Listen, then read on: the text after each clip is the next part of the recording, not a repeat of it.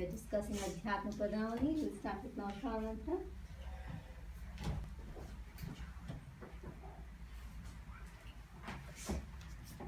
Om Hreem Namo Arhantanam. Om Hreem Namo Siddhanam. Om Hreem Namo Ayariyanam. Om Hreem Namo Uvajjayanam. Om Hreem Namo Lovi Savasahunam. Om Hreem Namo Arhantanam. Om Hreem Namo Siddhanam. Om Hreem Namo Ayariyanam. Om Hreem Namo Uvajjayanam. Om Hreem Namo Loye Savasahunam. Om Hreem Namo Arhantanam. Om Hreem Namo Siddhanam. Om Hreem Namo Ayariyanam. Om Hreem Namo Uvajjayanam. Om Hreem Namo Loye Savasahunam. Yeso Panchanamokkaro Sarvapavanasano Mangalancha Samvisim Paramam Hai Mangalam. Paramam Hai Mangalam. My reverence to Bhagwan Mahavir and Acharya Shri Tulsi. So we're discussing Adhyatma Padavali and we'll just go over the slok which we do it every time. Some of you can lead. मैं है भेद पर जब जाता है ध्यान संभव बनती है तभी आत्मा की पहचान. So Acharya was made different initiatives to introduce us to spirituality, Adhyatma. The word is very common and we use it every day. And then the question arises, how is spirituality related to our personal lives? Is there any connection to it? And we would all say, yes, there is a connection. Spirituality helps us lead a better life. But Acharya wants to introduce here to a problem that when we lead a social life, there is a different story, and spirituality many times is very different. At times we see them connected. At times they go together very well, they blend very well with each other. But it is not always the case. So here we have a word which is Naitikta. In English we would say it morality. So what is the correlationship between spirituality and morality?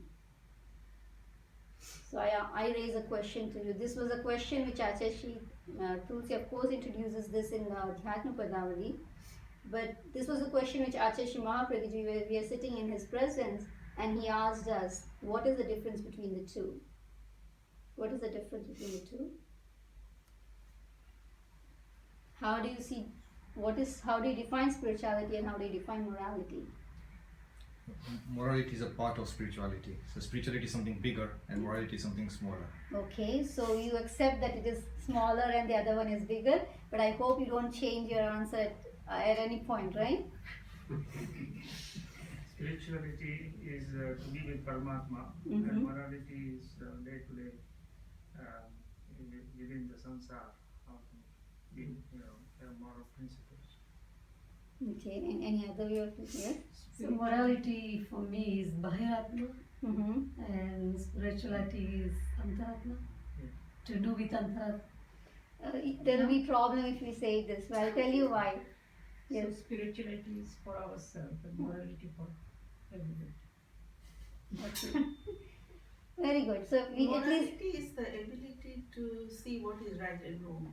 okay. And what is And spirituality? spirituality is something you accept which has been told by different girls and which has been preached to you. So you just accept it.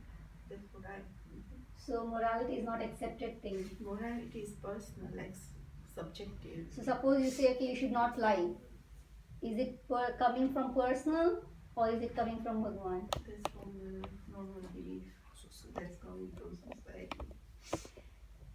There is Satya Mahavrat, there is Satya Anuvrat, right? We all practice, there are 5 vows: Ahimsa, Satya, Asteya, Brahmacharya, and Parigraha. So non-violence, truth, non-stealing, non-possession, and celibacy. So these are the 5 vows which sadhu sadhis practice to the maximum. Shravak Shravika do it partially.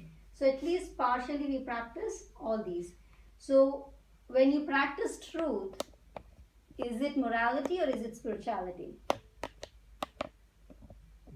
Both.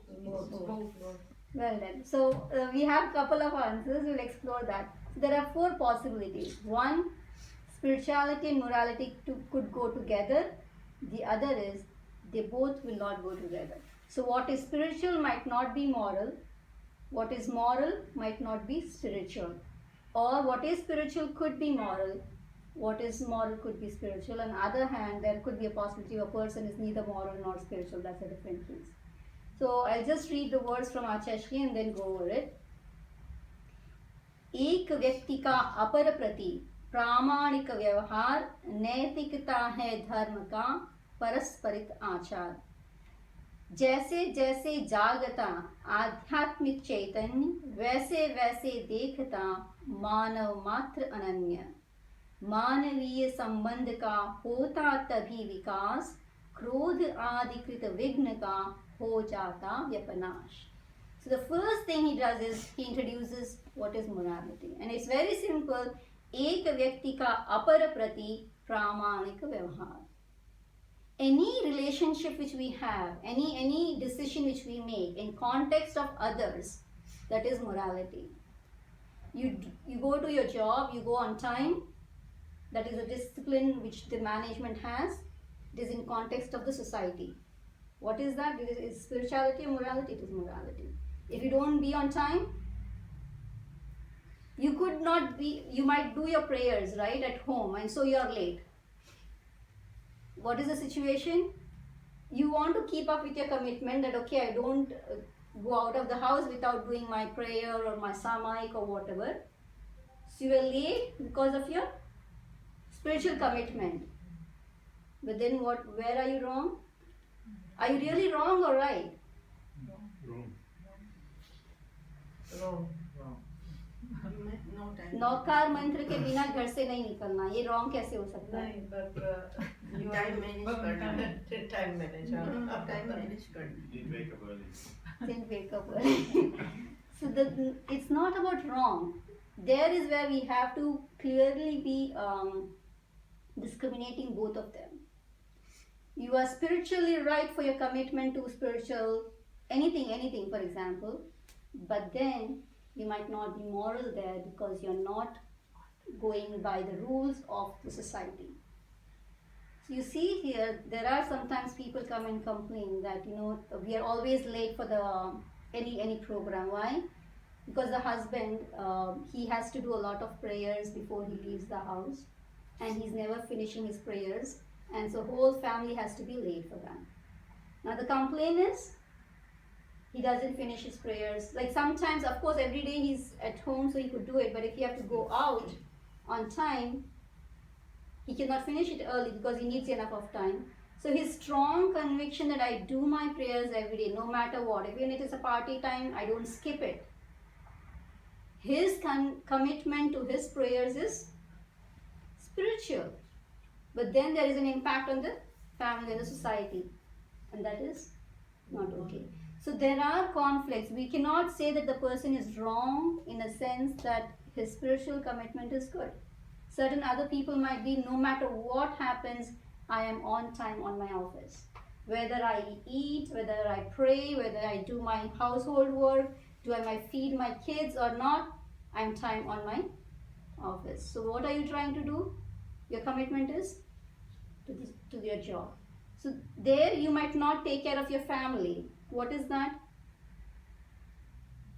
Because if you try to take care of your family obligations, you might be late there.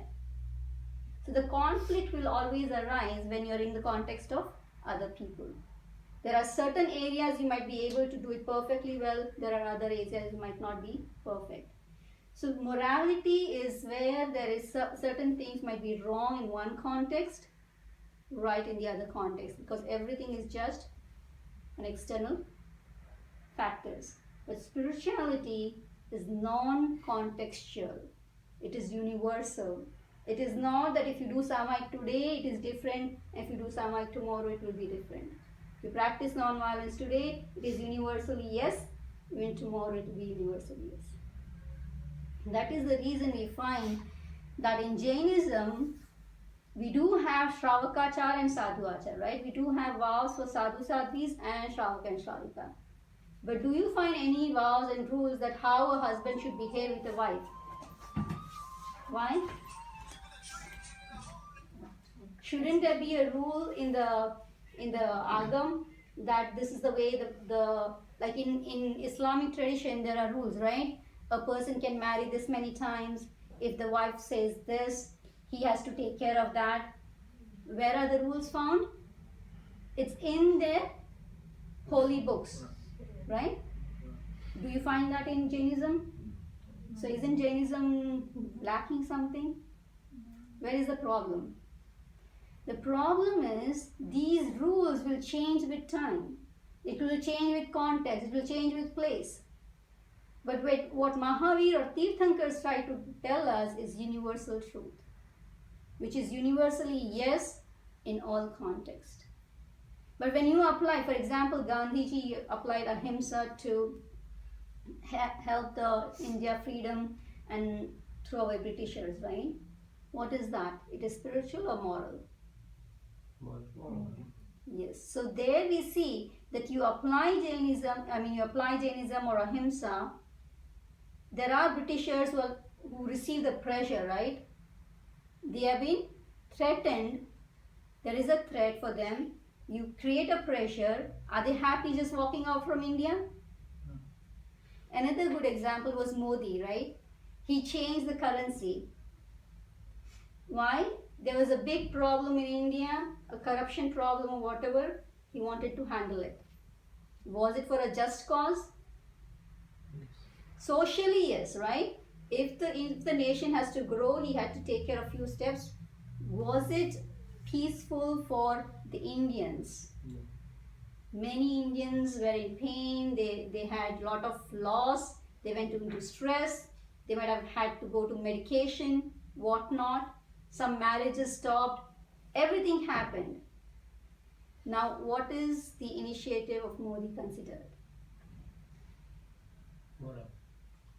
Yes, so here we need to see that though it is moral, though it is good for the society, though it is good for the nation, it might not be spiritual. So spirituality and morality, the obligations which we have towards the society in context of something is just relative, it is only temporary, but in the context of spirituality, the definition changes, the perspective is different, the approach is different. This relates back to the conversation you brought up earlier. Mhm. That you may feel pain at a lot of people suffering in wars, say in Mhm. Syria, but from the spiritual perspective, you can't really do anything. Yeah. So that's morally you feel the pain, but spiritually Spiritually, we could do prayers for them. prayers, yes. See, For example, if there is a nation in trouble, US or UK armies go and help one of these nations, right? What is that? It is, there are people who have the country is in trouble, there are negative people who have come in power and they need a relief from it.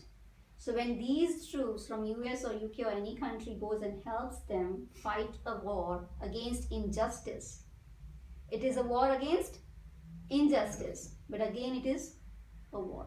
So it could be a social obligation, it could be your moral obligation to help people around you, but then the approach is violent. So then you cannot tag it spiritual. Many times we try to label our social activity as spiritual, but then there is a clear distinction that not all moral things are spiritual, not all all social things are spiritual, which doesn't mean that Jainism is saying you don't do it. Will Jainism say don't do it? Can Jainism say this? Don't do this. Don't help. That's your moral decision. So here we have to understand that if a person says, for example, if I say or someone says, don't help this person because it is not dharam, it is again a sinful act. Why? Because the moment I stop someone from helping someone else, I am bringing an antray, I mean it being an obstacle to the other person's comfort. So the practice of ahimsa is very subtle. Jainism will not say do it or don't do it. It will only say that this is moral but not spiritual. This is spiritual but not moral. It will not tell you don't do it. Because again, stopping someone from doing something for the comfort of others, you might bring antara, you might stop him from that thing. So when we make decisions, the clarity of thought is really Sammed Drishti. You might have to do all sorts of things in your life as a business person, family, everything, right? But to consider to give the right label to it, you're protecting your Samyak Drishti. The moment you labelize it with your own obsessiveness, your perspective is in trouble. Which means the foundation of spirituality is in trouble. Am I making sense? So, for example, if a mother has to discipline a child, right? What is it? It is the moral obligation. If the mother doesn't discipline it, the child wouldn't grow well. But then, is that spiritual? It might not be spiritual, but then it is a need of your family obligation. So, you do what you do, but don't tag it as this is my dharma. The problem when we find in Hinduism is when they go for war, Kurukshetra, right? The war is designated as just war. Just war in the sense, just in the sense of spirituality, not just morality. It could be morally just, but is it spiritually just? So there is where we find a big distinction between Jainism and Hinduism. So the reason why the social rules are not in this Jain congregational thing is because it need not always be right in all contexts. One thing could be right in one context, but then it would be wrong for the other context. Like the other day I shared a story, right? There was a person who was put into jail. Yesterday as well we had a story that there was probably a princess, and she saw a man who was being put into jail or death sentence. She felt bad about it and she asked the king to release him, and she married him. So here, what is the act? It is a compassion towards a person, but that compassion is, it could be morally just, but at the end the story turns out that this man wants to actually kill this lady itself and try to accomplish something. So the thing is, at one point it could be moral, but it could not be moral at the other point. Another example is euthanasia, right? For some countries, euthanasia is okay, but for others, it is not. So the legal and illegal things, what is legal and what is illegal? It is all contextual. For some countries, drinking after a certain age of 18 is okay. But for others, it is 16 is the age, right? So if a person who is at 16 drinks in a country where the rules is just for 18, what is that? Illegal. The same is doing here, it's okay. So these rules which are in the society will always be prone to change depending on the rulers, on the society, time period. There are certain rules which are more important in winter weather, like when the season changes, things might change. So all these moral obligations or rules and regulations could be changeable, and it is always relative. But spirituality is not relative. Spirituality is just a pure state of being in yourself without someone's context. You were honest, right, just in your heart. You're spiritual. Now the other person doesn't consider you to be just, moral, or whatever. It doesn't matter. So spirituality is not in the context of other. It is a test for you, for your own self. Was I calm in my mind? There is a situation where you're calm in your mind, and there's a situation you're angry outside. So whether what is happening outside is all going to put into moral context. But when it is only with your own self, there was a person who rages a war in the mind.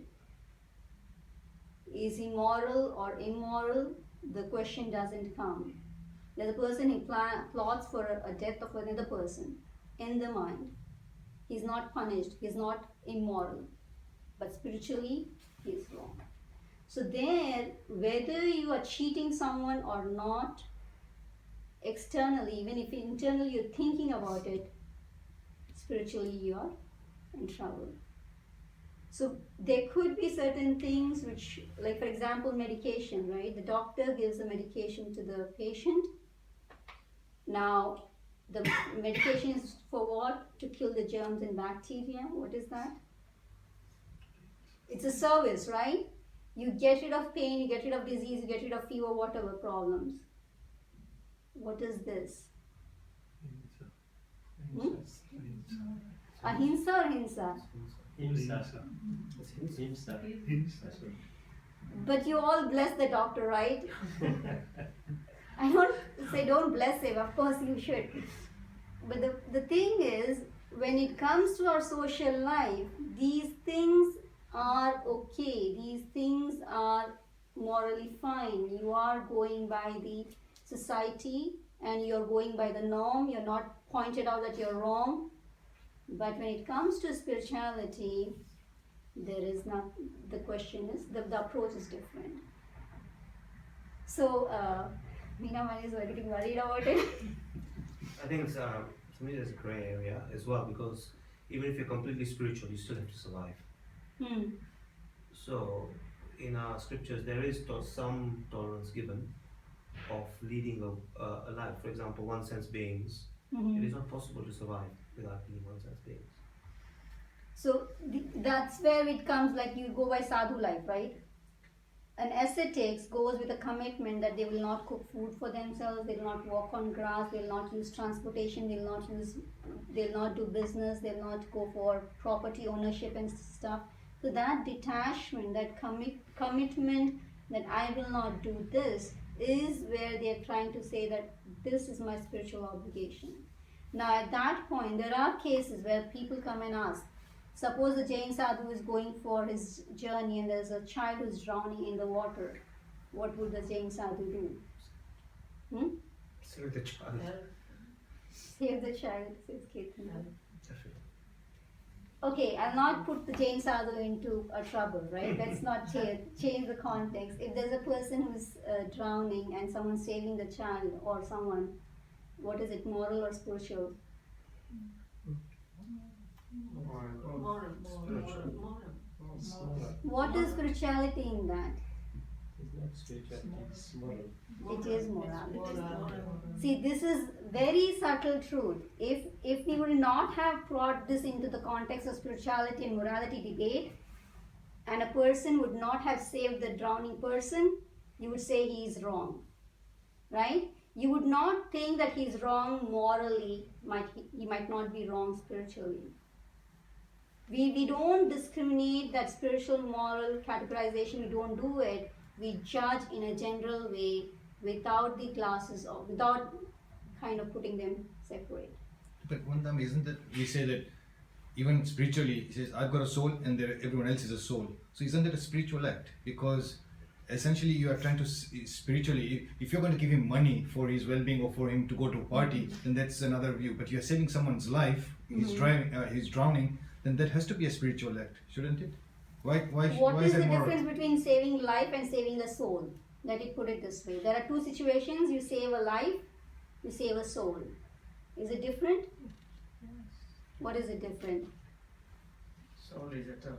Soul doesn't die. Yeah. So where the death happens in Kurukshetra, that's what Krishna is telling Arjuna, right? You are thinking that someone is dying, you're thinking that someone is getting born, you're killing someone, nothing's really happening. Everything is merging from me and merging out of me. So it is just process. It's not moral. We have to understand this. When we say saving soul, it means you enlighten the soul, change the mind of the soul, help the soul to live a spiritual life. So enriching the soul spiritually is saving the soul from bad karma, saving the soul from negative consequence of the action. But saving life only means survival of the body with the soul. And that's the body-soul relationship itself means life. Life itself means dependence on violence, as you mentioned. But for a common man to live without violence, let go the ascetics, it is close to impossible. It is only possible when you go to a higher degree where Bharata is in the palace and still enlightened. That's a different story, but in general, it's to discriminate these two is. So here we see that the changing of heart is the crux of it. Even when Modi did this, right? People now might not be corrupt because the possibility of corruption is not there, reduced. So hasn't corruption reduced? Hasn't the negative act reduced? Bad karma reduced in a way? So if you go to the underlying truth, changing the heart or the mind of a person is spirituality. Just by pressure, just by rules, just by obligations, you stop someone from doing something wrong. It could be morally right. But spiritually, it only is spiritual when you're helping the soul practice spirituality. Changing the mind of the soul is spirituality. It's not stopping someone from doing, like in case of Angulima, right? He was killing people every day. Buddha went, he encountered him. He changed the heart of Angulima. That transformation is spirituality. If you would say, okay, the king said, you need money, I'm going to give you money, stop killing people. What is that? Now there is no death happening in the country, for example, because the king is taking care of Angulimal's desires. Suppose the story is this way. Hasn't the violence stopped? Externally, yes. But the cause of violence, the desire is still there. There is no change of heart. So again it could be a moral decision of the king to stop the violence in a certain way, but spiritually the situation is not changed. And when Buddha comes and changes the mind of Angulimal, it is really spirituality. So if somebody is going to feed the hungry, then that would be a moral act. And if somebody is going to be publishing some spiritual books, then would that be a spiritual act? Because then you are changing the heart of, you are thinking that if someone's going to be reading a Jain books or a translation, so would that be, because there you are changing the heart of someone through a book, you are hoping that they spiritually going to elevate. Whereas by feeding someone by just feeding their hunger, then that would be a moral act.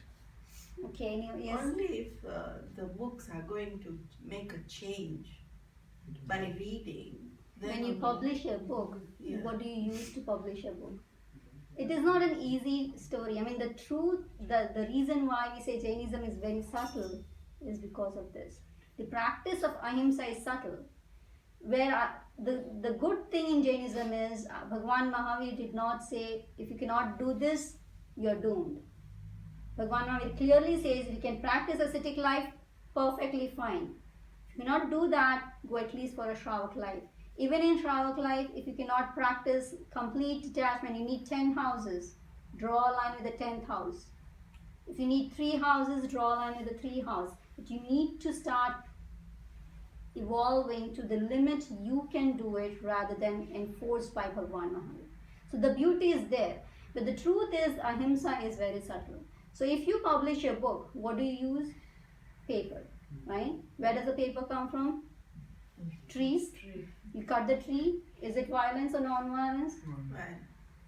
Publish it on the internet. Sorry? You publish it on the internet. That's a good thing.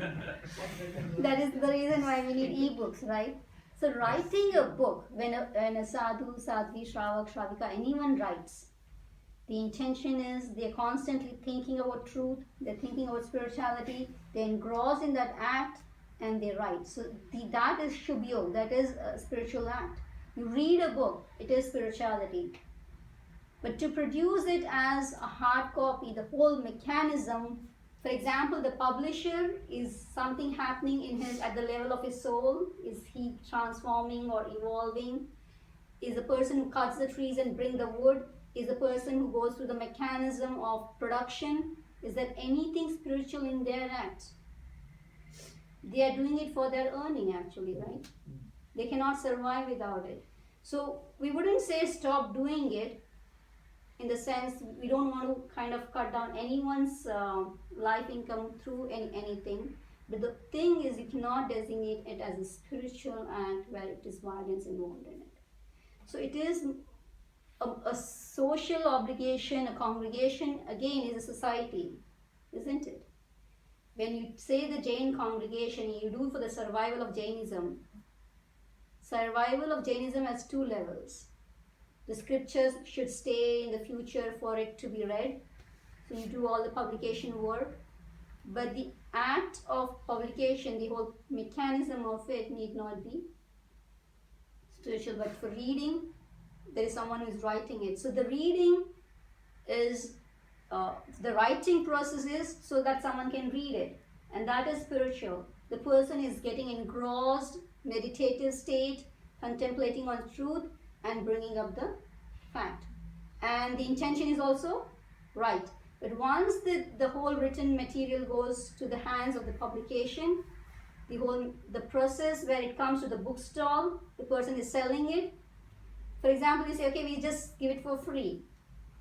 Whatever is happening, the person who reads it is actually taking it as a spiritual act. So the distinction as to what falls into the it is socially needed, probably. Like it might be the need of the congregational survival. Without that, you might not grow as a community. You need your own identity. You need your own holy books. Yes, the point in early times, they wouldn't write, the publication was not in that process, right? It would just be everyone would write handwritten copies, and it would be on specific kind of material. So when you see this,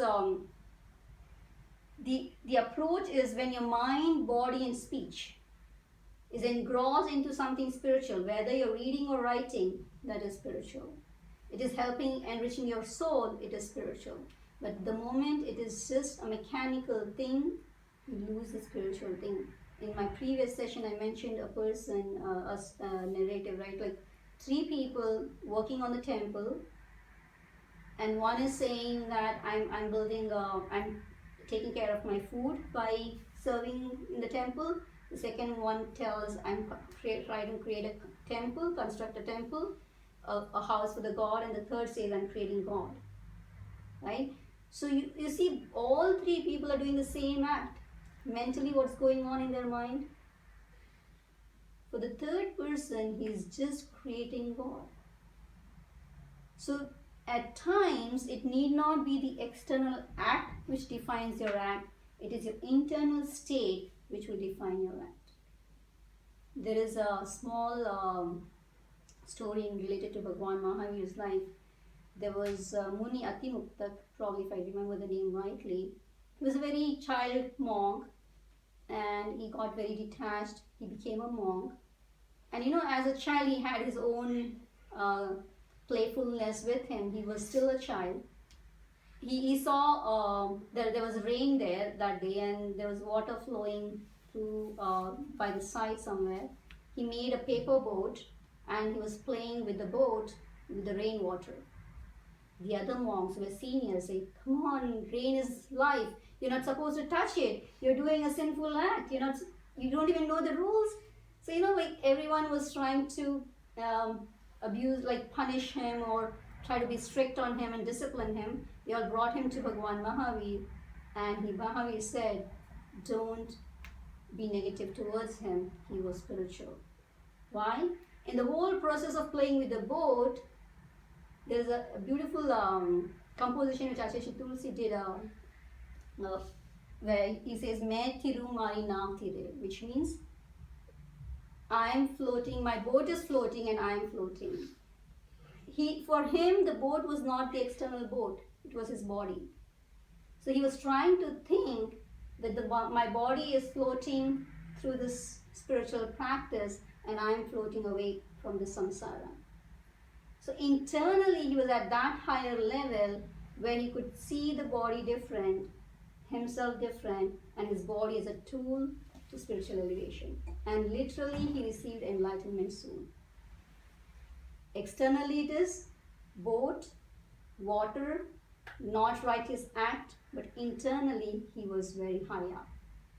The karmas are still being built because I thought karmas are action, thought action, and so the karma is still being built, is it not? Yes, so there is a karma which might come, but the intensity of the karma, like I'll give you another example.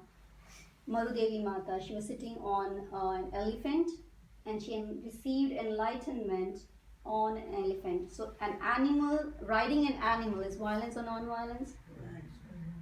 But so this is not like we might have it every time, but internally to reach to a very different plane of thinking is where you might be so in the social context, but your spiritual upliftment is very high. So you cannot take these examples that you could apply it anytime and everywhere because we might not able to go to that higher state in our regular actions. But the idea is, yes, there is a possibility where you are completely disconnected from what you're doing outside. Your act outside is merely physical. There is nothing conscious involvement in it, and you are heightened in your spiritual thinking. So like Arjuna killing people. Sorry. Like Arjuna killing people. He did enlightenment. The problem with Arjun killing people, it could, it's hard to say. Again, the reason why I would say it is, why was he killing? There's an intention there, right? The intention was it was for justice or whatever. So it might not be that easy to say that a person is killing someone and still attaining moksha in a way, like. But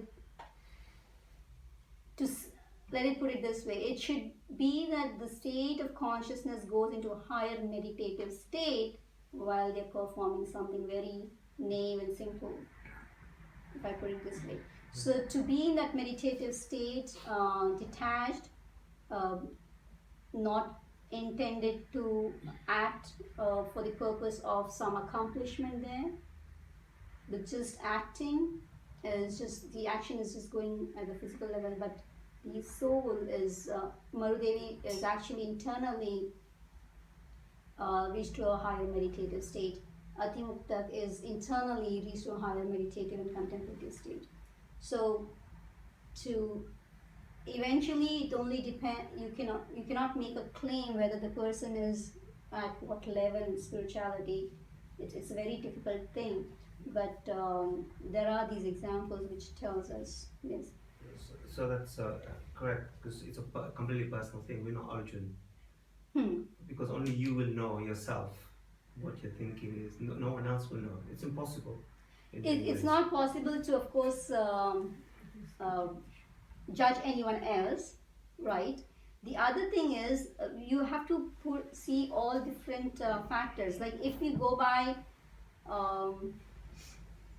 the Vedas itself or the Gita itself, right? When the Krishna is telling that you are not the actor and it's only me who is being acting here, you don't have to worry about it. So that submission and that, like for example, a person is doing jihad, right?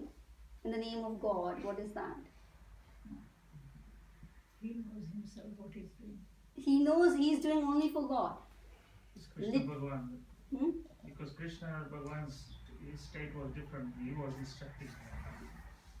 So the point here is the fact of the fact ignorant factor, if it is playing a role there, whether it's jihad, going for a just war, ignorance cannot be denied. Like there is a presence of ignorance in the act. They do an act, label it as spiritual, not because they think it is spiritual, because they are taught that it is spiritual. Actually, Acharya Tulsi, when we were very young, we used to go to him. And one time he asked us a question that why do these people do this way? And we said they are fools to do it this way. He said, no, it's not that they are fools because, and hence they are doing it. He said, because they are trained in that way, they are doing it that way. So the problem there is, of course, the way they are being trained and the lack of knowledge, the lack of right knowledge. In Tattva Sutra we say Samyak Darshan Gyan Charitrani Moksha. So that the word Samyak becomes very important here. As to, you might have knowledge, you might think certain things is right based on your own based on your own religious practice. But then, is it spiritual in its if there is an ignorant component there, then we are still in trouble. So whether it is coming from anyone, if it is tagged, if it is packaged with ignorance, then that act ultimately might not be spiritual. A question was asked to Bhagwan Mahavir. There was a Mahashilakantak war which happened between Chetak and Konik. I think Gautam asked it, or someone asked Bhagwan Mahavir, there are so many people who died in the war. What is the result of, what will happen to them? What is their next situation? What comes about to them? They are fighting for their own country, yet Bhagwan Mahavir says all who die except two will go to hell. And the two who survived out of hell, one of them was actually a Jain Shravak. He had a vow that he would use an arrow only one time a day. So once he's used one of his arrows, he would not take the arrow second time to protect himself. And when he knew that he's going to die now, he did Sankhara and all the Tyag at that moment. And so at the last moment, he was able to enrich himself spiritually. There was one of his friends who was also dying by his side. He didn't know much about Jainism or spiritual practice, but he knew that his friend was spiritual. So the only thing what he could do was, all what my friend is doing, let it be for me as well. Like let the same vow, same tyag or cleanse, like all those spiritual practice, let it be for me as well. So he, though was ignorant, he just tried to say, let me have the same vows.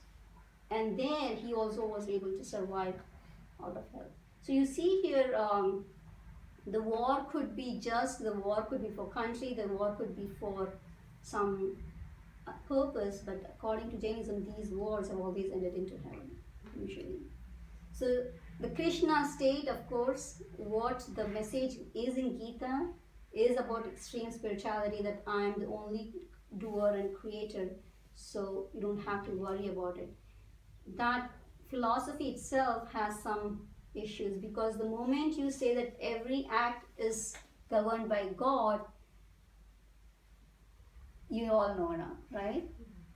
So if a person is doing bad or good, everything, he is the trouble person, I'm not to be blamed for it. If I'm angry, it is because he made me do that act. So that problem where the whole mode of the responsibility of the action to be put on God ends the story of spirituality then, right? Because then why do you need the spiritual practice even? I think you can reverse it the other way around and say that follow your principles. Don't worry about the end, right? So you can do that as well. So you can, for us Jains, you can say these are the principles. Don't worry about the outcome. That's a good story from Mahabharata, in that sense, that be detached to the result. Be detached to the result is fine, but if everything I do is God enforced. No, I'm not talking about. Yeah, I get your point. That yes, of course, there is a detachment which is the key component as well, and because of that, it's beautiful to see whether you go by the Jain theory or the Hindu theory. The ultimate emphasis is detached. Now, detachment because be humble to God, devote yourself to God, or whether you detach because you are the responsible person for it. The ultimate kind of enforcement, spiritual kind of push is detach yourself from what you're trying to do as a doer in this world. So that of course is cool to see. So I think probably now we know what is morality and spirituality a little better. Don't create a khichdi, let it be the way it is. You might have to perform all different kinds of things, but then don't blame society or spirituality for any of these, because the problem comes if a person is doing their prayer. Like there's a lady, she came to us and she said there's a Islamic person in the staff, and she has to do 5 times prayers, so she gets time off in the whole day 5 times from the work, and I have to be standing on my toes whole day. It's so painful. And since one of the staff members is gone, I have to double work for that as well. Now, it is a complaint. It could be a problem, but then the person who is having a commitment for their prayer is in itself spiritual. You see that there is conflicts there. Don't blame religion or society for any of those things. We choose to practice certain things in a certain way and go by it. But try to focus that eventually morality is important in the society. You consider yourself to be moral, but then you're not spiritual is not always good.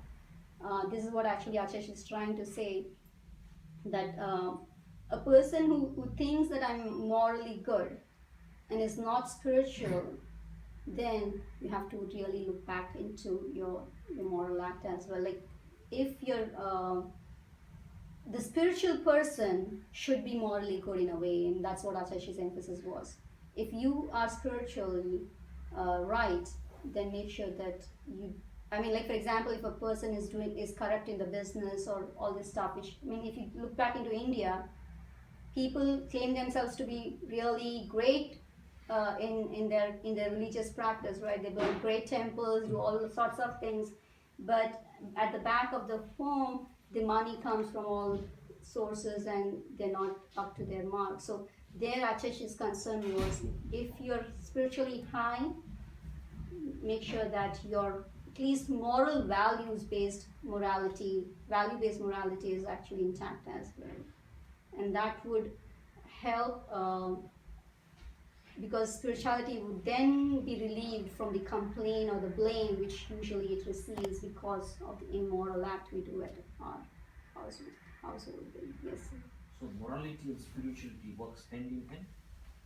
It's better it works hand in hand.